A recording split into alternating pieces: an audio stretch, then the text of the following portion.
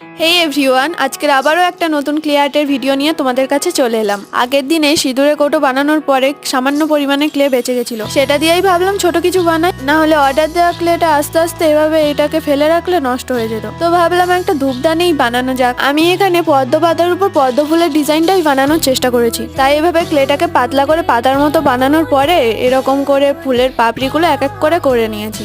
এরপর পাতার এজগুলো এভাবে মুড়ে দিলাম যাতে আরো রিয়েলিস্টিক লাগে। এটা বানানোর পরেও আরো কিছু ক্লে বেঁচে গেছিল, যেটা দিয়ে আর একটা ছোট পাতা বানিয়ে দিয়েছিলাম আর একটা ছুরির সাহায্যে পাতার শিরা উপশিরা করে দিলাম। ছিদ্র বানানোর জন্য এরকম পুরনো ধূপকাঠি কেটে দিয়েছিলাম।